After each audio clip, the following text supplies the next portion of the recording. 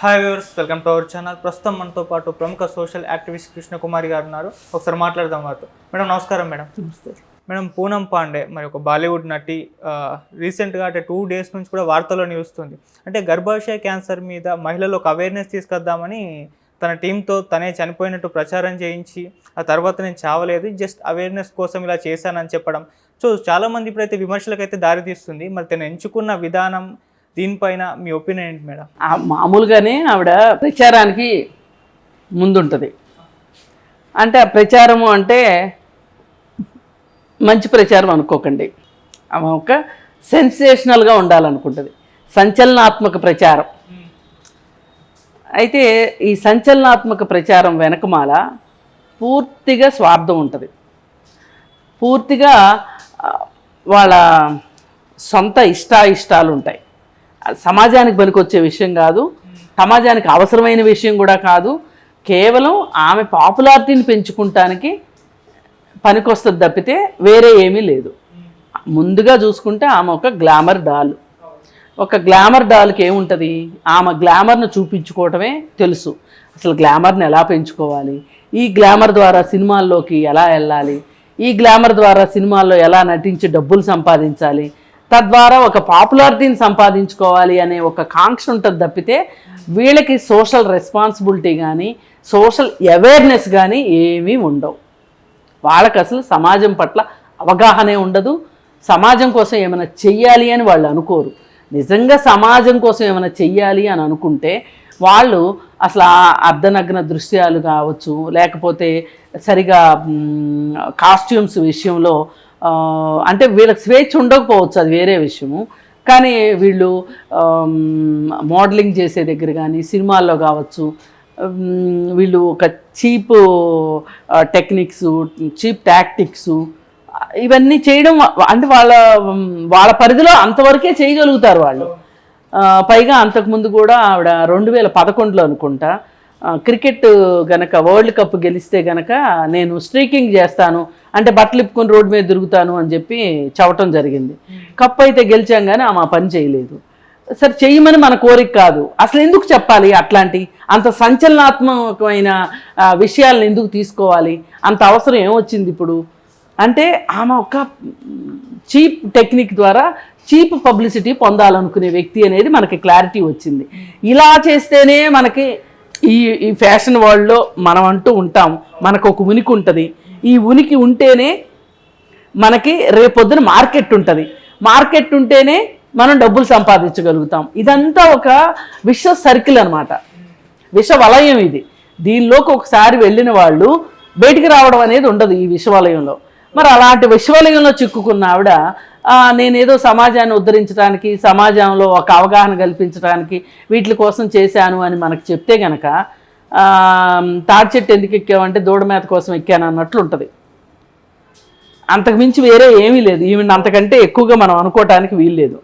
నిజంగా ఈవిడికి సామాజిక బాధ్యత కనుక ఉండున్నట్లయితే కనుక ఇప్పుడు మన దీపికా పడుకునే ఉన్నారు.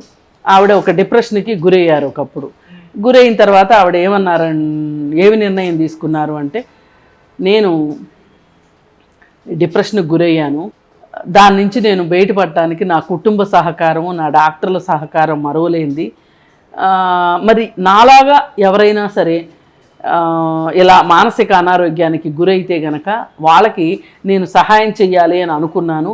ఎందుకు అంటే ఆ మానసిక అనారోగ్యం వల్ల నేను ఎంత ఇబ్బంది పడ్డానో నాకే తెలుసు అని ఆవిడ లివ్ లవ్ లాఫ్ అని ఒక సొసైటీ పెట్టి బెంగళూరులో ఒక ట్రస్ట్ పెట్టి ఆ ట్రస్ట్కి తనే కొన్ని డబ్బులు ఇచ్చి తను బ్రాండ్ అంబాసిడర్గా ఉంది. దానికి తను ఎవరైతే ట్రీట్ చేశారో ఆవిడనే ట్రస్ట్లో ఆ హాస్పిటల్లో చీఫ్గా పెట్టి అక్కడ సైకియాట్రిస్టులు ఉంటారు, సైకాలజిస్టులు ఉంటారు, అలా పెట్టి ఆవిడ ఒక రకంగా సమాజంలో మానసిక ఆరోగ్యం గురించి ఒక అవగాహన కలిగిస్తుంది.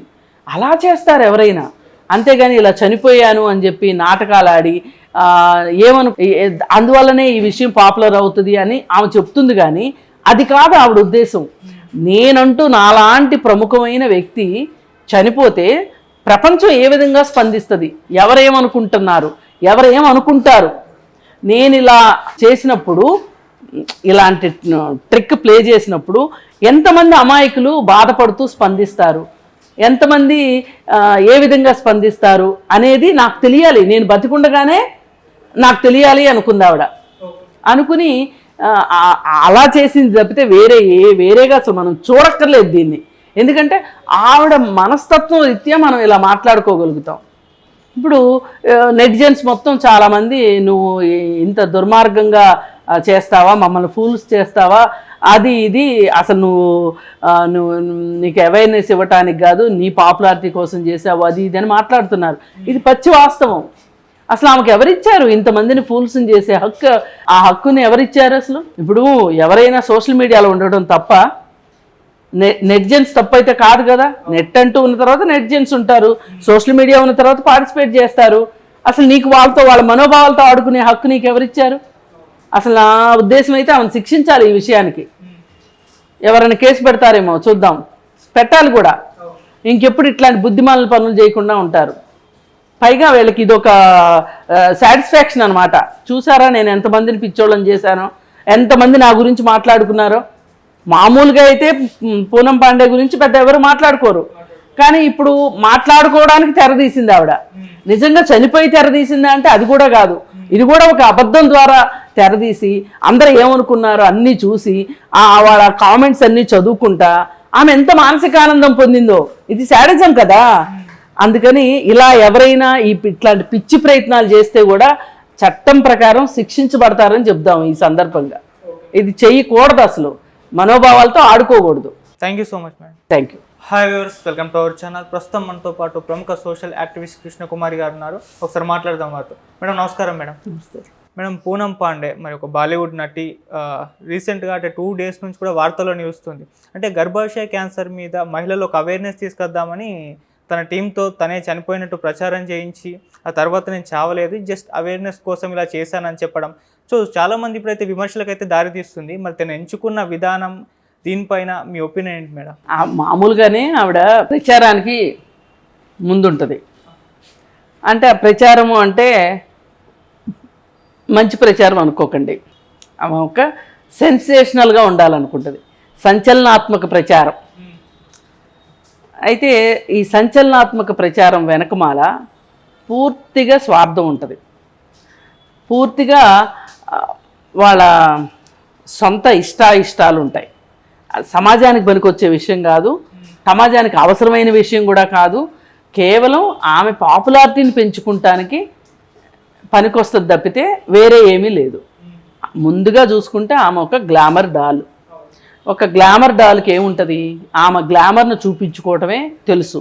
అసలు గ్లామర్ని ఎలా పెంచుకోవాలి, ఈ గ్లామర్ ద్వారా సినిమాల్లోకి ఎలా వెళ్ళాలి, ఈ గ్లామర్ ద్వారా సినిమాల్లో ఎలా నటించి డబ్బులు సంపాదించాలి,